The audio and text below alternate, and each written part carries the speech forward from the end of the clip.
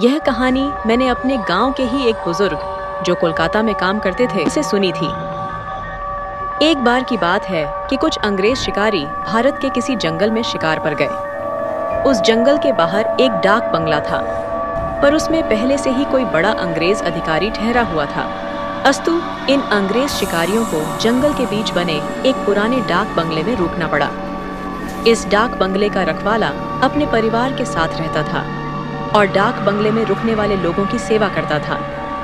इस रखवाले के परिवार में उसकी बीबी 15 साल की उसकी एकमात्र लड़की थी। एक शाम जब अंग्रेज शिकारी शिकार करके वापस डाक बंगले पर आए तो नहा धोकर पीने बैठ गए। पीने के बाद उन्हें इतनी चढ़ गई कि वे लोग पूरी तरह से बहक गए और उस रखवाले को गोली मारने के बाद उसकी बीबी तथा बच्ची को नोच डाले। इन पापियों को नशे में कुछ भी पता नहीं चला और नोचने के बाद उन दोनों को भी गोलियों से भून डाले और तीनों की लाश को डाक बंगले के पीछे दफना दिए। यह बात अंग्रेजों ने फिर कुछ दिन के बाद वहां कैलाश नामक एक नया सेवक रख दिया। किसी को कुछ भी पता नहीं चला कि इस पुराने डाक बंगले का पुराना सेवक और उसका परिवार कहाँ चला गया। एक बार की बात है कि नया सेवक कैलाश रात को गेट बंद करके सोया हुआ था। तभी अचानक उसकी नींद खुल गई क्योंकि उसे लगा कि दरवाजे पर कोई रो रहा है। उसने एक हाथ में लाठी उठाया और दूसरे में चिराग और दरवाजे पर आकर हाँक लगाया। कौन है? इतनी रात गए कौन दरवाजे पर रो रहा है? उसने देखा कि एक किशोरी दरवाजे पर बैठी रो रही है। कैलाश उस किशोरी के पास गया और उसके सिर पर हाथ रखते हुए कहा कि बेटी रो मत, अंदर चल। फिर उस किशोरी के अंदर आने पर कैलाश ने उसे पीने के लिए पानी आगे बढ़ाते हुए पूछा कि बेटी तुम कौन हो और इतनी रात को अकेले इस जंगल में क्यों भटक रही हो? कैलाश की इतनी बातें सुनते ही वह किशोरी और तेज फफक पड़ी।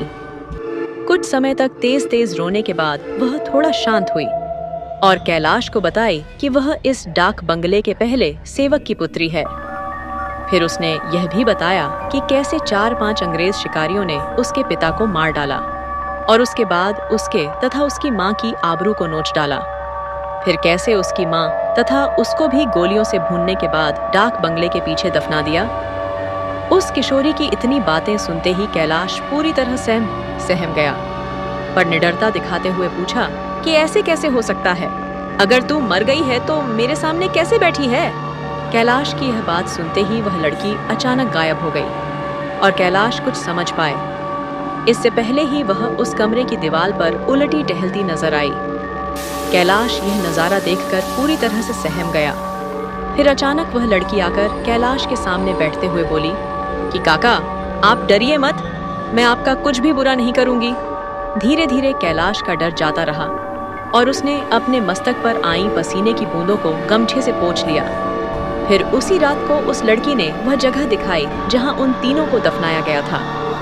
कैलाश ने कुदाल से खोदकर उन तीनों के अस्थिपंजर को निकाला।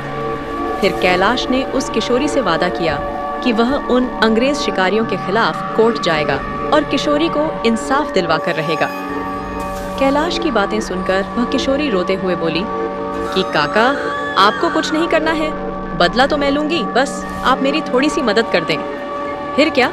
उस किशोरी के बताए अनुसार कैलाश ने बीमारी का बहाना बनाकर उस डाक बंगले की नौकरी छोड़ दी तथा उस किशोरी को किए वादे के अनुसार उस किशोरी के माता पिता की अस्थियों को जला दिया तथा उन दोनों के नाम पर पूजा पाठ भी करवाया।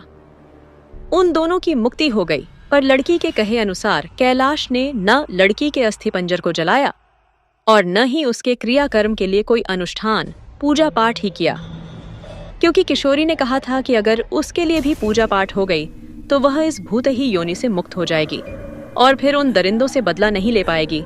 समय बीतता गया और अब उस डाक बंगले में कोई नया सेवक आने को भी तैयार नहीं होता, क्योंकि कैलाश वहीं आसपास मंडराता रहता और नए आने वाले सेवक को भूतही कहानी सुनाकर भगा देता।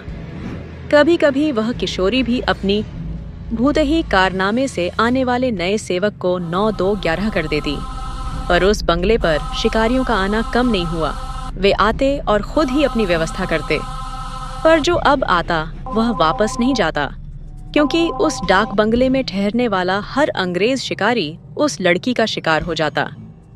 कभी कभी तो ऐसा होता कि वह लड़की किसी अंग्रेज शिकारी को अपने लटकों झटकों में फंसाकर उस डाक बंगले में लाती और रात को अपने असली रूप में आ जाती और डराकर उस अंग्रेज को मार डालती और उसका खून पी जाती। यह क्रम चलता रहा और उस डाक बंगले में मरने वाले अंग्रेज शिकारियों की मौत रहस्य ही बनी रही। अंग्रेज अधिकारियों के लाख कोशिश के बावजूद न हत्यारा पकड़ में आता और न ही मरने वाले अंग्रेज शिकारियों अधिकारियों के मौत का कारण पता चलता। धीरे धीरे यह खबर आसपास के क्षेत्रों में अंग्रेज शिकारियों आदि में फैल गई कि पुराने डाक बंगले में ठहरने वाले हर शिकारी की रात तो होती है, पर वह दूसरे दिन का सूरज नहीं देख पाता। 2-3 और वर्ष बीते और अब वह डाक बंगला खंडहर हो गया, क्योंकि अब किसी में भी हिम्मत नहीं थी कि वहां ठहरे। आखिर किसको अपनी जान की परवाह नहीं होती, पर वह किशोरी भूतनी जो अब युवती बन गई थी, उसी डाक बंगले में रहकर अपने हथियारों का इंतजार करती। दिन में उधर आने जाने वाले लोगों को उसका एहसास होता, क्योंकि वह बराबर रोती रहती पर किसी को दिखाई नहीं देती। एक बार की बात है कि वह युवा भूतनी उस जंगल में रह रहे एक युवा भूत तथा युवा भूतनी के संपर्क में आई। ये दोनों आदिवासी थे और जंगल में लकड़ी काटते समय किसी अंग्रेज शिकारी के शिकार बन गए थे। युवा भूतनी उन दोनों को लेकर शहर की ओर निकल गई। युवा भूतनी उन दोनों भूत भूतनी के साथ शहर में घूम घूम कर अपने हथियारों की तलाश करती रही। 2-3 दिन की मेहनत के बाद ही वह अपने हथियारों को पहचान ली। एक दिन वह शाम के समय खूबसूरत युवती बनकर उनमें से एक हत्यारे अंग्रेज शिकारी के घर पर गई। घर पर उस अंग्रेज के सिवा कोई नहीं था। फिर उसने खूब लटके झटके दिखाए और उस अंग्रेज को अपनी सुंदरता में फांस लिया। रूप लुभावन हो तो अच्छे अच्छों को फंसते देर नहीं लगती। योजना के अनुसार वह दूसरे दिन भी उस अंग्रेज से मिली। फिर उसे पूरी तरह विश्वास में लेने के बाद एक दिन कही कि क्यों नहीं हम लोग शिकार पर चलें। अंग्रेज ने कहा कि अच्छी बात है, मेरे कुछ मित्र शिकारी हैं, उन्हें भी लेकर चलते हैं। फिर क्या था, उस युवती भूतनी ने उस अंग्रेज से कहा कि मेरी एक और सहेली है, वह भी बहुत ही खूबसूरत है और शिकार पर जाना पसंद करेगी। फिर दूसरे दिन उस युवती भूतनी ने अपने साथ आए हुए दूसरी युवा भूतनी से उस अंग्रेज शिकारी को मिलवाया। अब तो अंग्रेज पूरी तरह उस भूतनी के माया जाल, रूप जाल में फंस चुका था। एक दिन सुबह सुबह वह अपने उन्हीं पुराने दोस्तों के साथ जंगल की ओर निकल पड़ा। दिन भर शिकार करते रहे और खूब मौज मस्ती भी। शाम होने को आई तो अंग्रेज शिकारियों ने कहा कि अब सूर्य ढलने लगा है, क्यों न हम लोग वापस शहर लौट चलें। अंग्रेज की बात सुनकर उस युवा भूतनी ने कहा कि नाना, आज रात हम लोग यहीं ठहर कर जंगल का आनंद उठाते हैं। पर एक अंग्रेज शिकारी ने कहा कि हमने पहले से डाक बंगला तो बुक किया नहीं है, ठहरेंगे कहाँ।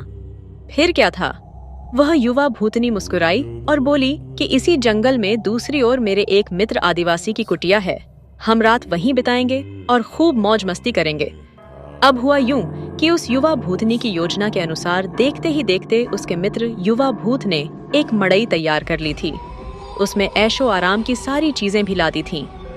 उन दोनों युवा भूतनी के साथ ये अंग्रेज उस मड़ई में पहुंचे। इन अंग्रेज शिकारियों को उस मड़ई की दशा देखकर अजीब लगा, क्योंकि उस मड़ई में महलों, बड़े बड़े होटलों जैसी व्यवस्था थी। रात को पार्टी शुरू हुई तथा साथ ही अंग्रेज अधिकारियों की सिट्टी पिट्टी गुम होना ही, क्योंकि पहले तो उन दो युवा भूतनी जो देखने में बहुत खूबसूरत लग रही थीं, अचानक बहुत ही डरावनी रूप बना लीं। ऐसा रूप जिसे देखते ही अच्छे अच्छों की पैंट गीली हो जाए। फिर क्या था, उन भूतनियों ने ग्लास में खून भरकर लाकर उन अंग्रेजों को पिलाना शुरू कर दिया। किसी अंग्रेज की हिम्मत ही न थी कि वह ना करे, क्योंकि सब के सब पूरी तरह से डरे हुए थे और कांप रहे थे। अचानक आदिवासी युवा भी विकराल रूप में आ गया और अचानक उछलकर पास के एक मोटे पेड़ की मोटी शाखा को उछलकर इतना जोर से खींचा कि चर्र की आवाज के साथ वह मोटी शाखा टूट गई। उसके बाद वह विकराल भूत उन अंग्रेज शिकारियों में से एक को पकड़कर पैर के नीचे दबाकर देखते ही देखते चीर दिया और उसके खून को पीने लगा। उसका खून पीता देख दोनों भूतनियों ने भी लंबी लंबी विकराल जीभ निकालते हुए खून पीने में उसका साथ देने लगीं और साथ ही अपने बड़े बड़े नाखूनों से उसका शरीर जगह जगह से चीरने लगी। उस युवा भूतनी ने तो भयानक आवाज निकालते हुए दौड़कर एक दूसरे अंग्रेज शिकारी के पास पहुंची और उसकी आंखों में अपने विकराल भयावह भाले जैसे नखों को डालकर उसकी दोनों आंखों को निकाल कर खा गई।